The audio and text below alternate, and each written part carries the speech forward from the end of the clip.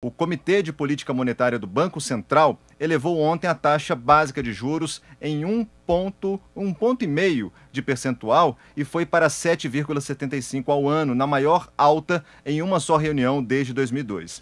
No comunicado, o colegiado fez uma referência indireta ao clima de incerteza criado pelo recente drible do teto de gastos que está sendo discutido em Brasília para pagar esse auxílio emergencial no ano das eleições.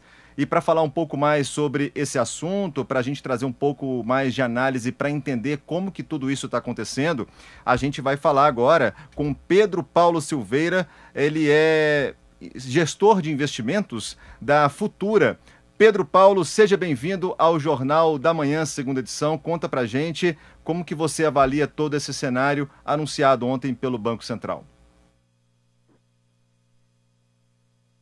Bom dia, obrigado pelo convite. Eu acho que o Banco Central reagiu de uma maneira correta a esse aumento da incerteza fiscal, né? O aumento da incerteza fiscal ele traz mais volatilidade para o dólar. Como boa parte da inflação brasileira está ligada ao dólar, a inflação sobe. Subindo a inflação, o Banco Central tem que reagir subindo a taxa de juros. Então, ele subiu e avisou porque subiu, né? Subiu porque a inflação subiu, e subiu porque a política fiscal agrega muita incerteza no horizonte de alguns meses para frente. Então, o Banco Central está atuando para tentar estabilizar as expectativas inflacionárias e minimizar os danos que podem ser causados por tanta incerteza assim. Ontem, o presidente do Banco Central, Roberto Campos Neto, ele chegou a dar uma declaração.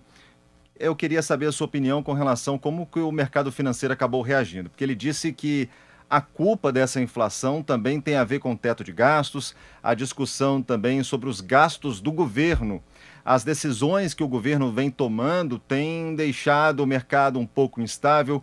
É mais ou menos por aí o presidente do Banco Central hoje, que tem completamente autonomia para gerenciar o mercado econômico brasileiro. Como que você avalia e como que o mercado financeiro reagiu a essa declaração?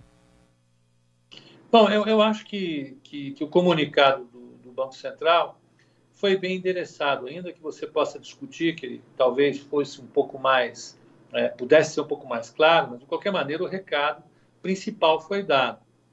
De fato, quem está causando muito ruído, está fazendo o dólar subir, está fazendo as taxas de juros mais longas subirem, é a política fiscal. É exatamente como você falou, esse drible que foi dado agora, ou que está tentando ser dado agora no teto de gastos, um drible que depende da PEC, né, a PEC dos precatórios, depende, evidentemente, de como isso vai ser votado na semana que vem, mas o fato é que o governo tem mostrado uma disposição muito grande de romper com a política fiscal anterior. Quando você rompe com a política fiscal, você torna o ambiente mais incerto, os agentes econômicos ficam com um futuro bastante incerto, né? Então, a taxa de juros pode oscilar bastante, o dólar pode oscilar bastante e as expectativas inflacionárias oscilam bastante. A única resposta que o Banco Central pode dar, e ele é responsável por fazer isso, ele é responsável por ancorar as expectativas inflacionárias, ele é responsável por manter a estabilidade da moeda, a única resposta que ele pode dar nesse momento é subir a taxa de juros.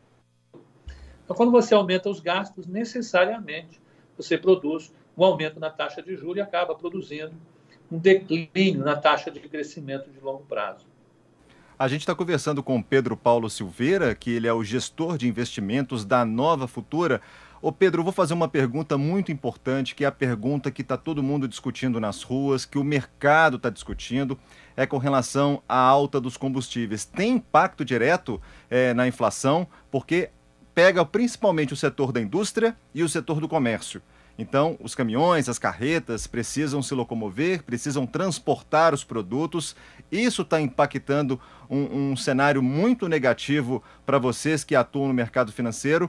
Como que você avalia também essa discussão sobre o teto e também essa flutuação do valor do combustível aqui no país?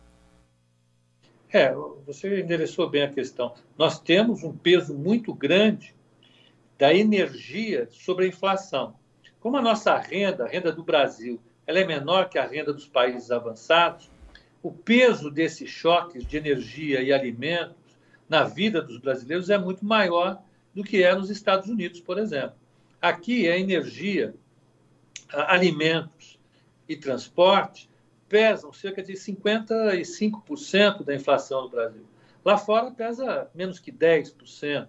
Então, você pode conduzir a política monetária desconsiderando os efeitos transitórios desses aumentos.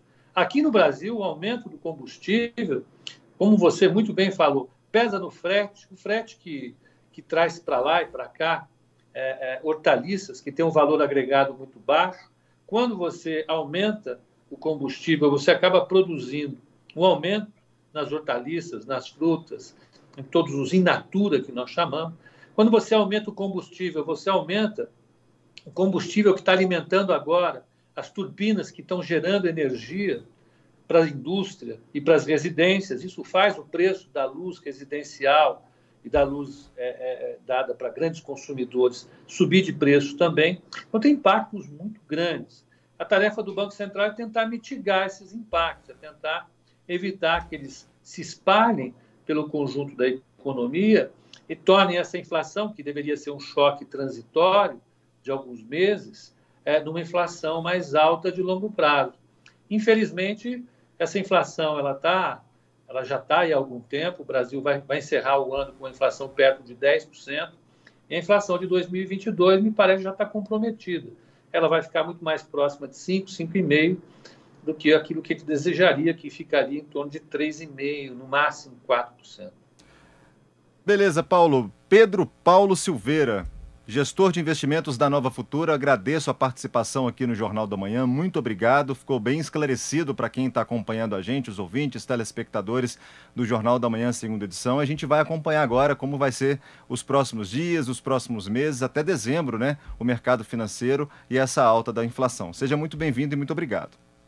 Obrigado pelo convite, um bom dia a todos.